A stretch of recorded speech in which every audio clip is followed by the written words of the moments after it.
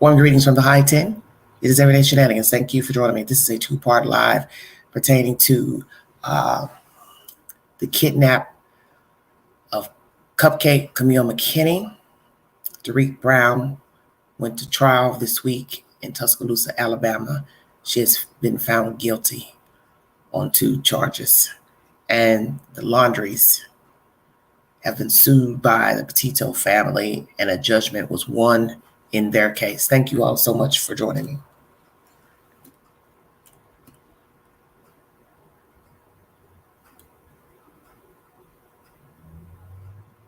We start off today by presenting evidence focusing on the co-defendant Patrick Stallworth's phone records. They showed several data maps illustrating his movements immediately after an Amber Alert was issued for McKinney back in 2019. Well, earlier today, the jury heard graphic details about what led up to her death back in October of 2019. Assistant Coroner Daniel Dye told them she was suffocated and that there were traces of methamphetamines, Benadryl, and a sleeping pill in her system.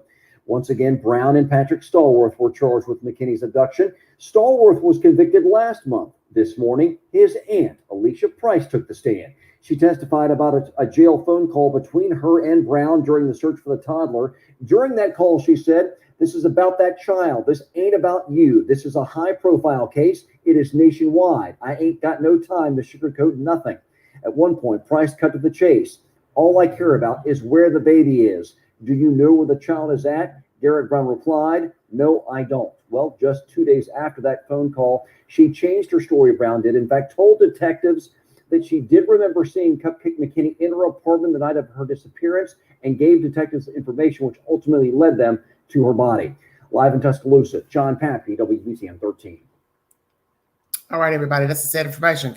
Interesting information. So she spoke to her aunt during this time with the child missing, and the aunt asked her about where the child was. She told her she didn't know, and then days later she talked to law officials and ultimately told them where to find the child. The child was disposed in a construction dumpster in an apartment complex next to where she and Stallworth lived at that time in Center Point, Alabama, right outside Birmingham. Used to be a part of Birmingham at one time until it became annexed. She's been found guilty, Derick Brown, 2 kidnapping charges. I will read you the said information. Thank you for joining me. This is Everyday Shenanigans. A jury has decided Derick Brown is guilty in the abduction of Camille Cupcake McKinney. Brown was found guilty on both counts in the kidnapping case. Brown faces a mandatory life in prison, and she showed no emotion when the verdict was read. More details to come shortly. Let's see if I can bring up anything. Everything's just a recap of the said information. During the 3rd day of testimony, the jury heard Assistant Jefferson County Coroner Daniel Dye describe that the 3-year-old was suffocated and had levels of methamphetamines in her system. Brown was charged along with her boyfriend, Patrick Stallworth. He was convicted last month. On Wednesday, his Aunt Alicia Price testified about a jail phone conversation she had with Brown while the search for McKinney was ongoing. So this is interesting. So this wasn't, I don't know who they're referring to. Maybe they think Derick Brown is a guy in this article. She meant to put an A on the end of that name. No, it's very confusing when you read this. It said on Wednesday, his Aunt Alicia Price testified about a jail phone conversation she had with Brown while the search for McKinney was ongoing. This is about that child. This ain't about you. This is a high-profile case. It is nationwide. I ain't got no time to sugarcoat nothing, Price said. When Price asked Brown if he knew where the child was, Brown said no. 2 days later, Brown told investigators he did remember seeing McKinney in her apartment. Oh, no, this is a crazy article. The night of the kidnapping, and told them where they could find her body. FBI Special Agent Cynthia Bobe was the prosecution's final witness. She described the emotional moment when another agent spotted McKinney's remains along the rubbish at the landfill. I heard him call out, "Oh God," so I knew she had been found, Bobe said. Defense attorneys started by focusing on Stallworth's behavior. They showed cell phone tracking maps, which suggested he began moving around the moment an Amber Alert was issued for McKinney the morning after she vanished. Brown faces life in prison without parole if convicted on both charges. Deliberations will likely begin Thursday. Closing arguments, jury instructions, which has happened today already. They referred to Derick Brown as a boy in this, a male in this article, but she is a female. It is a made-up name she gave herself, I think, because of some criminal charges she had in the past. So she used this fictitious name. But nonetheless, she's been found guilty on kidnapping charges of Camille McKinney and also her then boyfriend who went to trial. He was found guilty last month on same kidnapping charges. The next phase will be both going to court separately on murder charges of the said child. Each will stand before a courtroom separately with separate attorneys. And 9 times out of 10, they will find them guilty, hopefully, because as you see, they both got life on the kidnapping charge of a child. In state court, they're facing murder charges, and this will bring forth the death penalty if they are found guilty, each of murder of Cupcake. They are facing the death penalty in state court. Once again, Derick Brown found guilty on kidnapping charges against the child. Thank you all so much for joining me. If you'd like to donate to this great network, $DeGanji 129 Cash App. All stickers and chat to welcome during my live. Hello, everybody in the chat. Thank you so much for joining me. My next story is pertaining to the Petito family, extended family. Very interesting information. They've also won a judgment of monies against the Laundries. We're going to talk about that briefly. Hold on one second.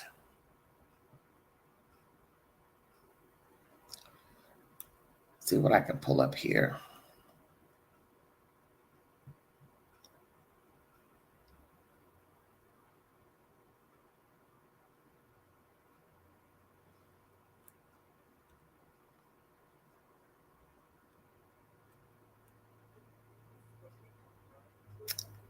This next information is 10 Tampa Bay. More than a year ago in the Grand Teton National Park, Laundrie admitted in writings to killing his fiancée. All new this noon, a judge just awarded $3 million to the family of Gabby Petito in their wrongful death lawsuit against Brian Laundrie's estate. Gabby's body was found more than a year ago in the Grand Teton National Park.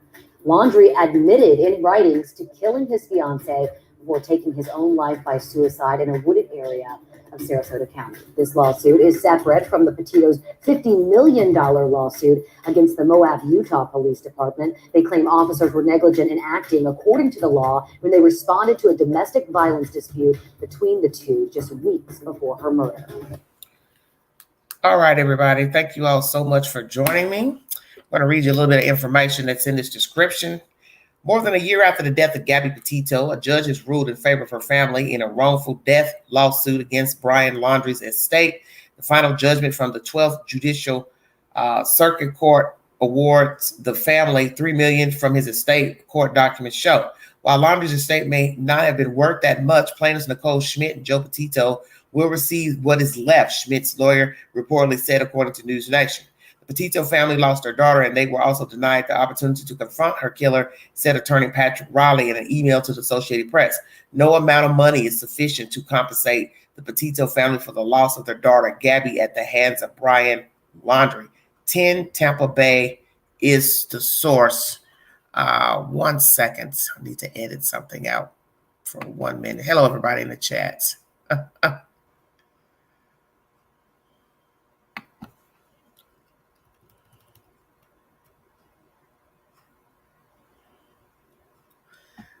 1 minute.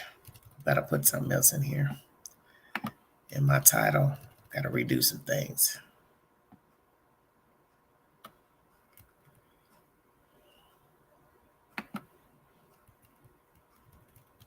Okay, 1 second. Hope you all are well out there.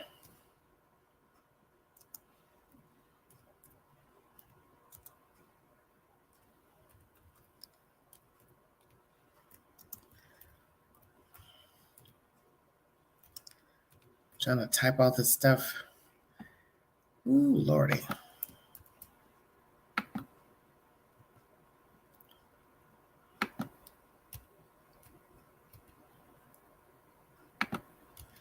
1 second, you guys.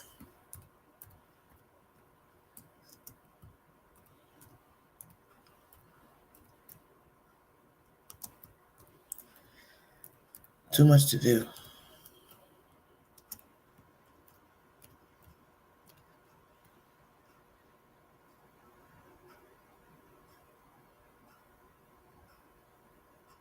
Okay.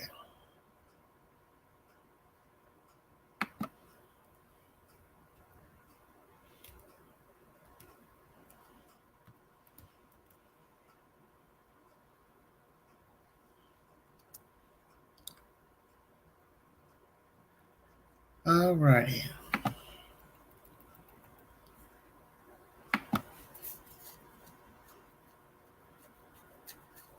I have to redo my title. Hello, Lisa, Andrea, Bruno, and thank you all so much for joining me.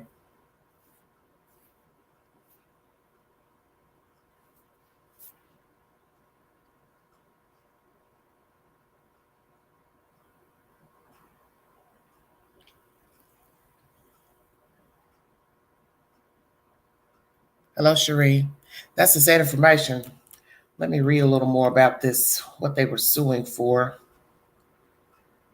10 Tampa Bay was at first source.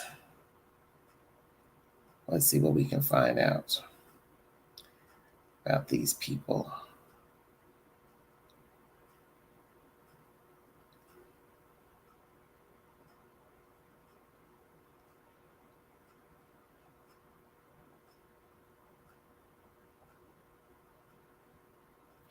This is from a Twitter page.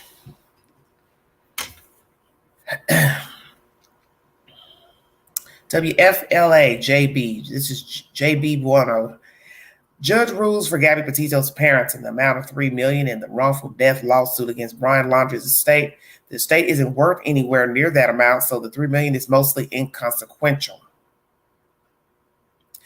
And it also states here, as a reminder, this is separate from the civil lawsuit that's headed to a jury trial next year. That's right. So I thought they were suing the family. Okay, so just let you all know, I guess there are two different lawsuits. Once again, this is separate from the civil lawsuit that's headed to a jury trial next year. Brian Laundrie's estate is believed to be a 5-figure sum, which, based on Judge Carroll's ruling, would go to the plaintiffs, Nicole Schmidt, Joe Petito, Gabby Petito's parents. Inside this Twitter page, you can see the said judgment. Then there are a few people who gave comments. His parents need to cough up. The world knows it was their help. He was able to get away with prison dirties.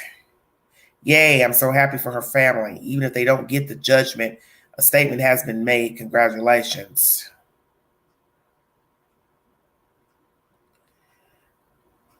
Then somebody said, what about against his parents as co-conspirators? Ooh, what a mess. Very sad situation. This is a response from the Laundrie's attorney, Steve Bertolino. At the last court conference for this claim against Brian's estate, I indicated to Judge Carroll that I would work with Attorney Riley to find a resolution to the wrongful death claim to avoid the expense of a trial when the outcome of a money judgment was unavoidable. Working with Pat Riley and Matt Luca from the Tromley and Haynes, we reached an agreement to settle the wrongful death claim for $3 million. Hopefully this brings some closure to this one chapter of this tragedy, and I look forward to working with Pat Riley to resolve the litigation pending against Chris and Roberta. Then somebody goes on asking question, isn't Brian Laundrie's estate virtually worthless, making the dollar amount of the judgment pretty much symbolic? Another lady asks, how does this actually get paid out, though? Because it's unlikely Brian's estate actually has $3 million. So where does the payment actually come from?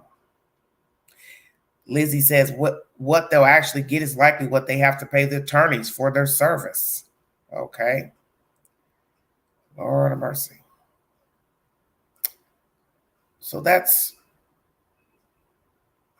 information from Bertolino. Hello, everybody in the chat.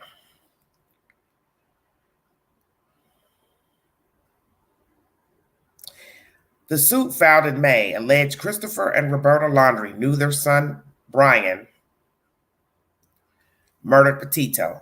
The family also filed a civil lawsuit against the Laundries, alleging the same thing. They're also suing Moab Police Department over its response to an incident involving the couple. And of course, I put a poll up on my channel, communities page, pertaining to your opinion. Should they be suing Moab for any improprieties against their child? When she and Brian had that altercation that was released to the public via a body cam by an officer.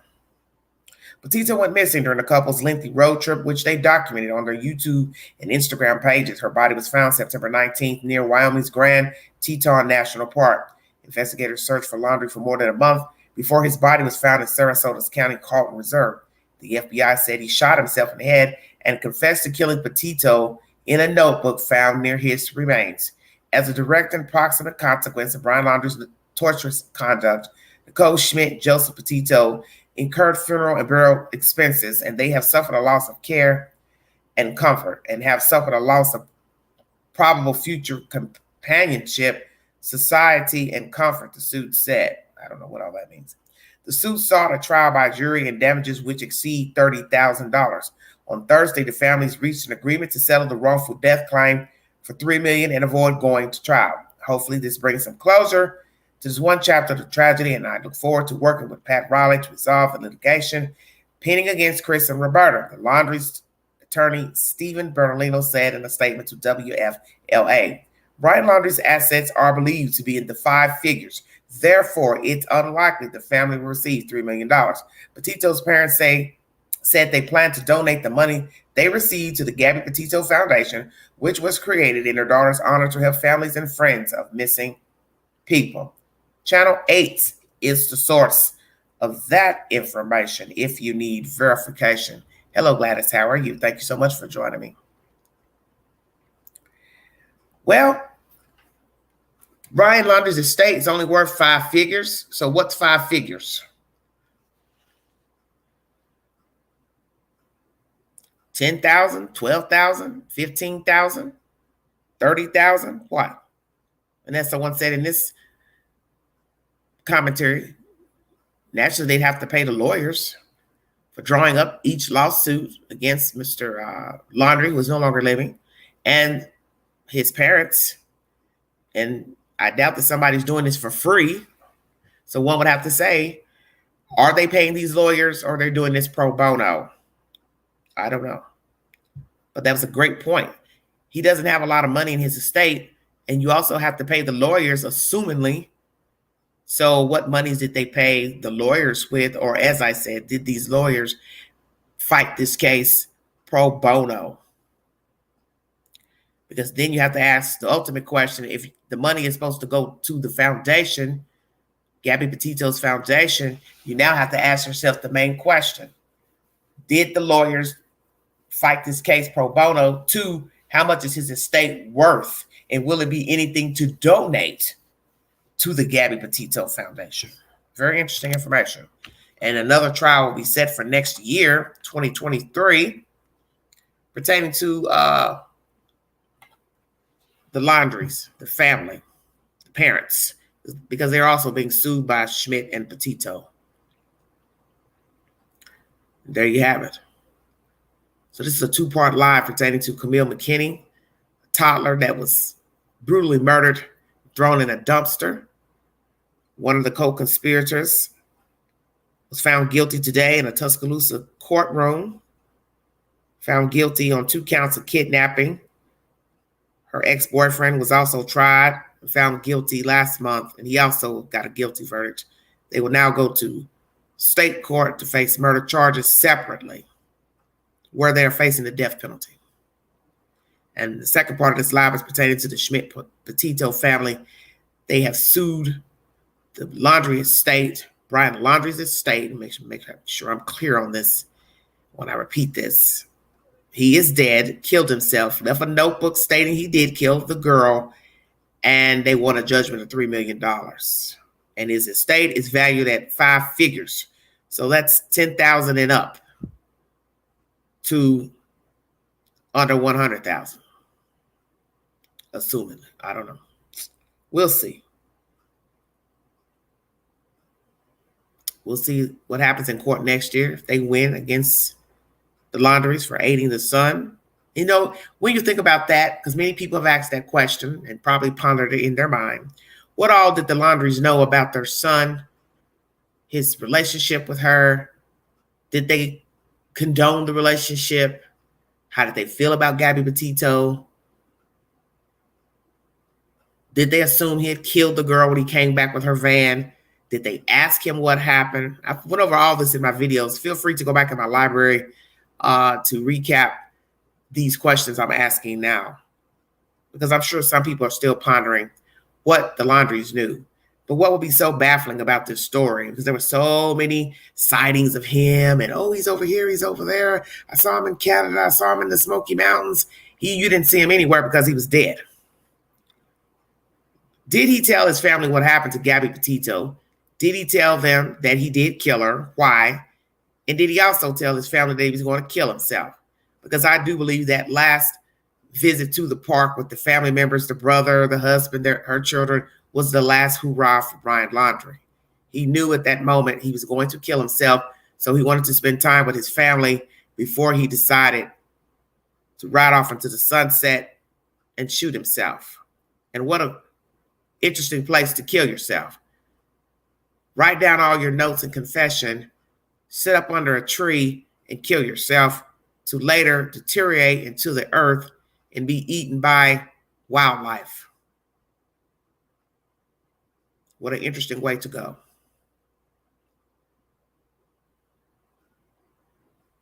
Didn't kill himself at the house where his parents live. Didn't go sit in his car somewhere and kill himself, but went out in the middle of a swamp to kill himself. As if he wanted to prolong this storyline, which shows narcissism. So you see how ill he was, killing this girl, coming back in her van, never speaking to her parents or family or friends, never saying anything about her publicly to law enforcement, about her whereabouts, no confession to hurting her, murdering her, nothing. Just go off with the family on a day trip and then later go back, I guess. Maybe he met them there and stayed on and they left. And then he goes out in the swamp and kills himself. Just sick. I do believe when he came back to Florida to allegedly fool around with a storage unit, whatever that mess was about, he had already planned on getting rid of her when he touched down. Or basically before he even got on the airplane. Let's keep it real. And that's even more diabolical. The planning of killing someone. The thought process. Wanting to kill someone.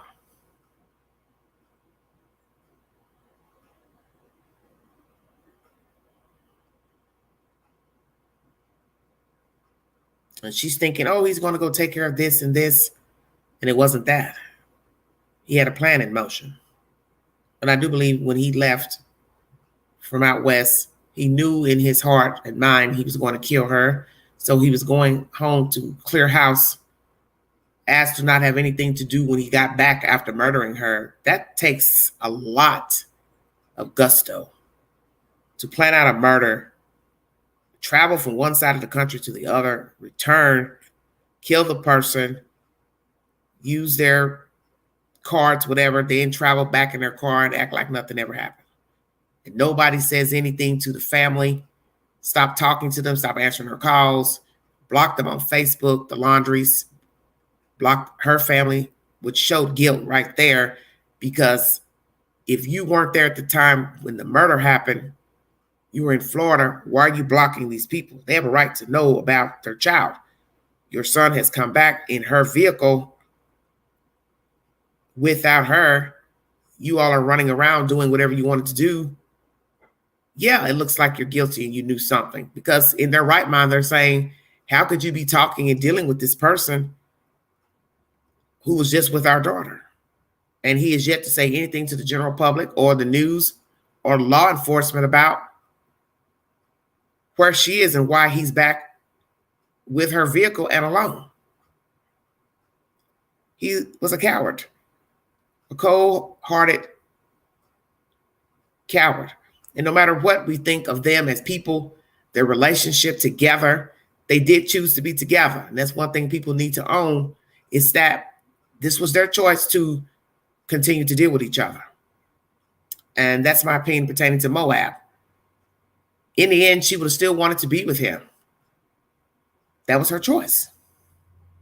After that incident with the law enforcement and the body camera, they still hooked back up after separating. So that should tell you each were free thinkers and decided to do what they wanted to do, which was be together. Sadly, she had no idea that anything that would transpire thereafter would lead to her death, whether it be an argument that she ensued or not, or him, or some words, some mumbling, whatever. I don't know. I wasn't there. But the point is, she is no longer alive.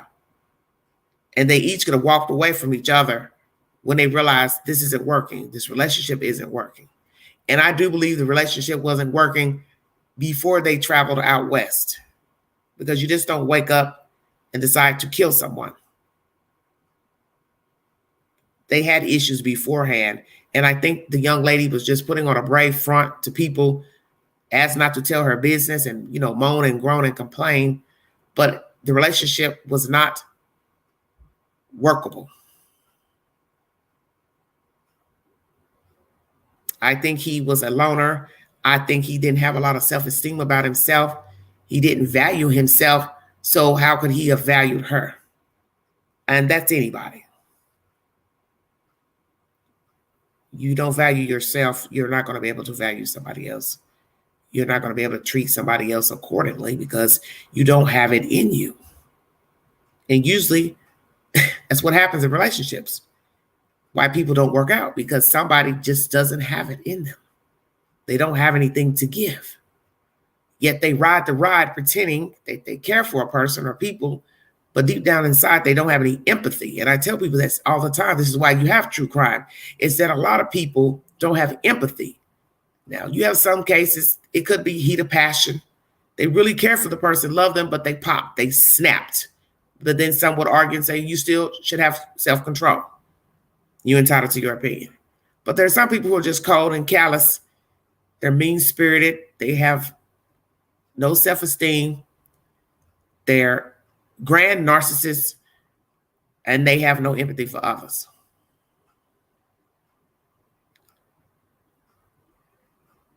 And that's why you have a lot of dead people and a lot of people who are hurt because they got in cahoots with the wrong people, talking to the wrong people, dealing with the wrong people, living with the wrong people, having sexual relations with the wrong person, dating, marrying. It's all the same. So long as you're in a person's peripheral and you continue to deal with them knowing that it's not working. And many people have done it. That's why you have to know when to fold and say, this isn't working. I can no longer participate because I'm not benefiting from being with this person. They're not bringing any value to my life. And I'm obviously not bringing any value to their life. But unfortunately, each continued on the journey together. And that was their choice. But he did not have the right to kill her because he could have easily left her alone and she could have left him alone. But they did not.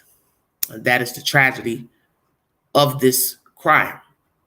Neither one walked away and kept it moving. And she would be alive today had she left him. Called someone to say, hey, this relationship isn't working. It's gotten worse on this trip. Can you come get me, meet me? So all she had to do was pick up the phone and call her mother or father. I do believe somebody would have made a way to get out there to where she was to help her drive her van back to wherever she wanted to go. But obviously she didn't want to tell people her business, and that was her right. But being out in the middle of nowhere with someone who is now acting as a stranger, she should have called somebody and told them what was going on, and went, got herself a room with her van, because I would not have been sleeping out in no van in the middle of nowhere. Let him get back to his family the best way he could. And she went on her way, waited till family came, and then they drove her van back to wherever they wanted to take the van. But that didn't happen because she didn't want to tell anybody what was going on. And I kind of believe she suffered in silence. I don't know if she told a good friend what was going on, but in the end, her parents didn't know.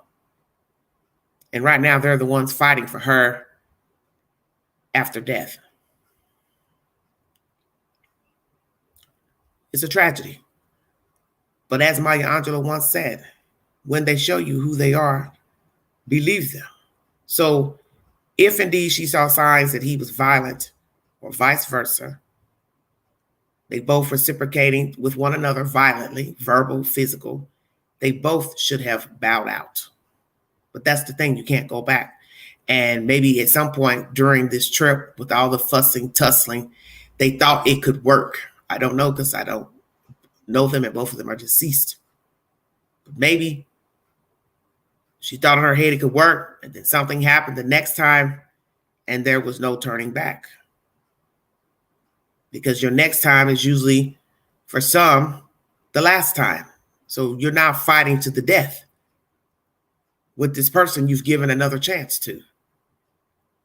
And I think it's sick if he plotted this out while on that trip, traveled to Florida to empty out a storage unit or whatever he was doing with that storage unit, came back, which is a lot of money to fly to and fro for those who don't know, and then kill the girl and bring her van back.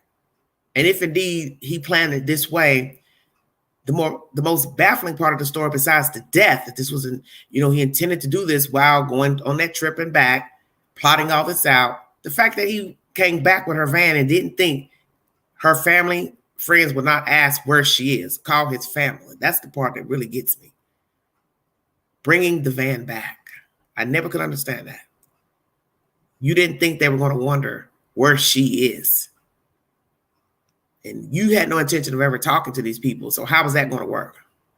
And he knew that. That's why I don't see why he killed her. Because like I said, if he planned all this out, you got back, you had to have known these people were going to come looking for her, come look for the van, want the keys to the van. It was a stupid idea. It was a stupid and ignorant and selfish deed. Because then you decided to confess via a notebook and then take your own life. When you could be living right now and trying to have a better life, even if it was without Gabby Petito, you'd be alive, she'd be alive. And in time, both of you would move on and possibly forget about the other person. It happens every day. People move on. They forget about people. They no longer care for them. They no longer cry for them. They no longer pine for them. It takes some time. Sometimes it's longer for certain people, but I do believe each would have moved on and possibly found other people to date. God forbid they end up in the same situation again with a new partner, but each will never find out because he killed her and then he killed himself. So he didn't give her a chance to live and be a great person, and he snuffed his own self out and didn't give himself a chance to see if he could be productive in life. So they both got shortchanged by one person, and that's Mr. Brian Laundrie.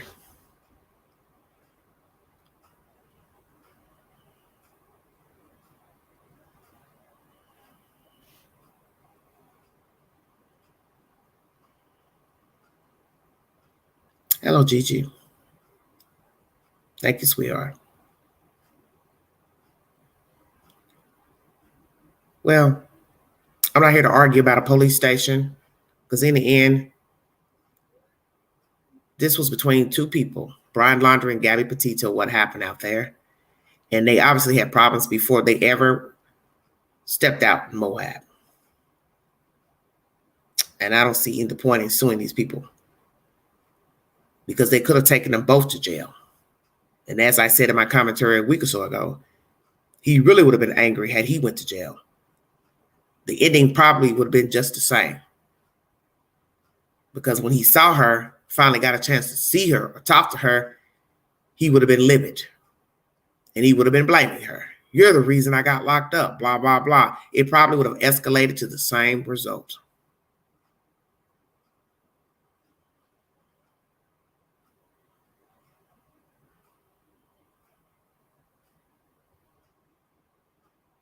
Yes, it didn't come out of nowhere. It had been going on.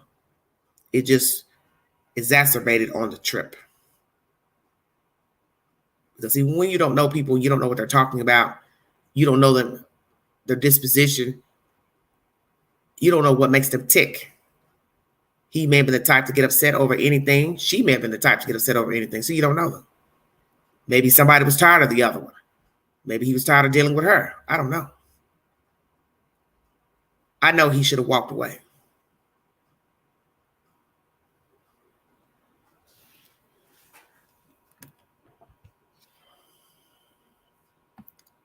Just a very sick situation. And you can't go back because the deal is done.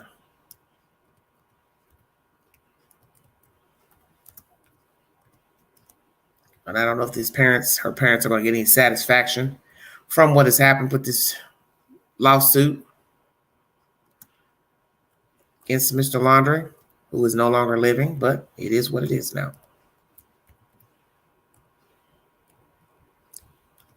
Next year, the parents will also be going to court in a civil lawsuit by the Petito'S Schmidt family. When I get that set information, I will bring that update to you.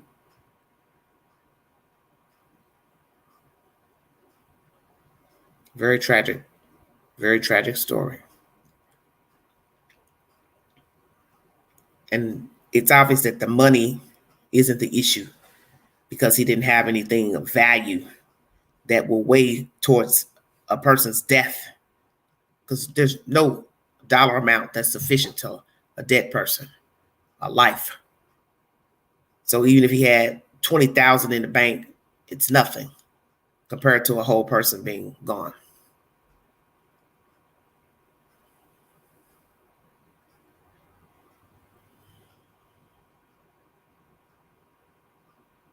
I'm going to check out of here.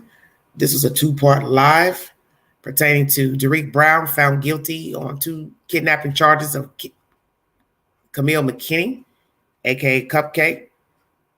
She will go to state court to face murder charges in the near future. She and the ex-boyfriend, who are both being tried separately.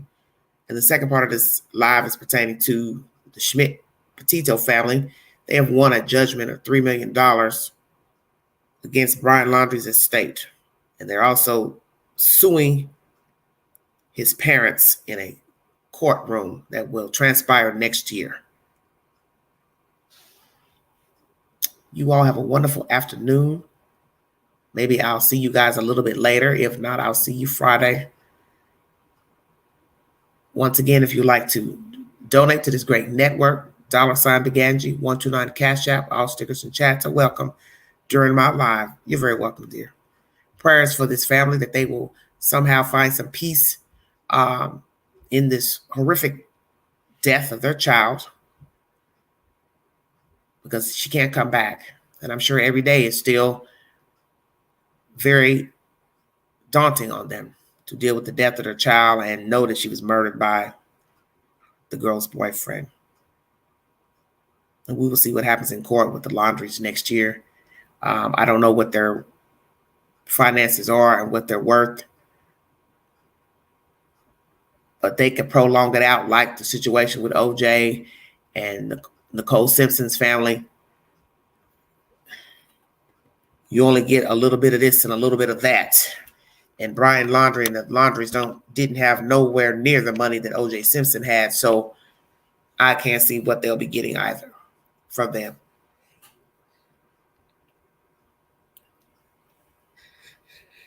Excuse me. Yes, you have a great day too, sweetheart. You're welcome, man. Thank you all so much for your time. Prayers to everybody. Please be safe. As I said, holiday season approaching. Do not leave parcels out on the car seats, floorboards. Put all parcels in your trunk. If you need to go back home to unload, do so. Then go back out. Try not to shop late in the evening when it's dark, if you can help it. Do not announce your business and personal effects on social media sites. And do not leave boxes outside near the garbage can. Ask to show people what you've purchased. And make sure you wear crossover bags, ladies, while traveling out to shop. You don't need a big purse to shop, going from store to store, sitting your purse down, dropping keys, putting keys on the countertop. Do not walk around shopping with things in your hand, such as your keys, your cell phone, makeup. That stuff belongs in a purse or at the house. Because you cannot shop with keys and phones in your hand. Put that stuff in your purse. Tell people I'll talk to you when I'm done shopping. Because you become disoriented when you're walking around talking on phones, trying to shop, concentrate on what you need, blabbering on the phone with people. When you're out shopping for Christmas, you need to focus on what you're doing. That way you can get in and get out. But you don't want to be stopping, answering phones, sitting keys down, because this is how you lose your keys, your business cards, all that type of stuff. Because a lot of women, young women, have a habit of not carrying purses. They like to just carry their keys and their phones in their hand. I don't recommend that. Especially when you're out shopping, knowing you're going to be going store to store. Keep all those things together in a purse or a crossover bag. And once you're going in a store, you let people know, hey, I'll have to call you back. I got to focus on what I'm doing. Because a crook is looking for you to be unaware. So you're gabbing on phones, reaching in pockets for keys and this and that. That's what they want. And do not leave the store or mall without your keys in your hand. Make sure your keys are in your hand before you leave the store or the mall entry. Do not look for keys walking into the parking lot or at your car. Because there will be people out looking for victims. It is the holiday season. They know people have money. And you do not want to become a victim, to become a news story, and then a YouTube video. And don't ever think it cannot happen to you, because innocent people are hurt and killed every day, even when it is not the holiday season.